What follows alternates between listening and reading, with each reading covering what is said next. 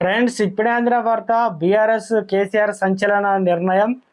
కవిత సుప్రీంకోర్టులో తీర్పుతో అంటూ వార్తలు అయితే వస్తున్నాయండి. దీనికి సంబంధించి వివరాలు చెప్పడానికి వీడియో చేయడం జరుగుతుంది. చాలా మంది వీడియోస్ ఉన్నారు కానీ సబ్స్క్రైబ్ చేసుకుని మర్చిపోతున్నారండి. దయచేసి ఛానల్ సబ్స్క్రైబ్ చేసుకొని బెల్ ఐకాన్ ఆల్ పైన ట్యాప్ చేయండి. ఇటువంటి ఇంపార్టెంట్ ఇన్ఫర్మేషన్ మిస్ అవ్వకుండా మీకు ఫోన్ నోటిఫికేషన్ రూపంలో వస్తుందండి.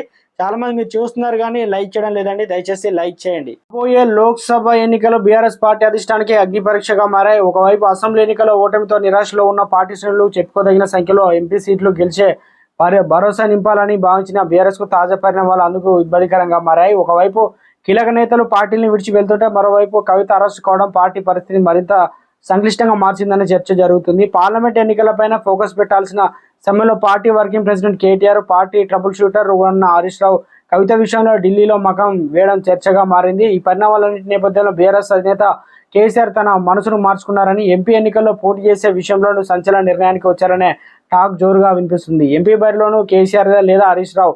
ప్రస్తుతం బీఆర్ఎస్ దశల వారీగా లోక్సభ స్థానాలకు అభ్యర్థులను ప్రకటిస్తూ వస్తుంది. అయితే పార్టీకి పూర్వ వైభవం రావాలన్నా, క్యాడర్లో కొత్త జోస్ నింపాలన్నా కేసీఆర్ కుటుంబ సభ్యులు పోటీలో ఉండాలనే వాదన వినిపించింది. కానీ ఇప్పటివరకు ప్రకటించిన అభ్యర్థులు కేసీఆర్ కుటుంబానికి చెందిన వ్యక్తులు ఒక్కరు కూడా లేరు.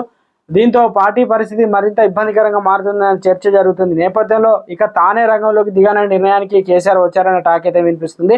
నిజానికి మెదక్ నుంచి కేసీఆర్ పోటీ చేస్తారనే టాక్ చాలా కాలం వినిపిస్తుంది. కానీ అధిష్టానం మాత్రం ఒంటేరు ప్రతాప్ రెడ్డి దాదాపు ఖరారు చేసిందనే ప్రచారం జరిగింది. ఇక ఈ క్రమంలో బీజేపీ నుంచి రఘునందన్ రావు పేరు కూడా ఖరారు కావడం, కాంగ్రెస్ లో నీలం మధు పేరు జోరుగా వినిపిస్తుండటంతో ఇక్కడ కేసీఆర్ రంగంలోకి దిగడం ద్వారా విజయం మరింత సులభతరం అవుతుందని, దాంతో పార్టీ ఖాతాలో ఓ ఎంపీ సంఖ్య పెరుగుతుందనే అభిప్రాయానికి అధిష్టానం వచ్చినట్టు తెలుస్తుంది. దీంతో తాను లేదా హరీష్ రావు ఎవరో ఒకరు పోటీలో దింగేందుకు సిద్ధపడుతున్నట్టు రాజకీయ వర్గాల్లో ప్రచారం అయితే వినిపిస్తుంది.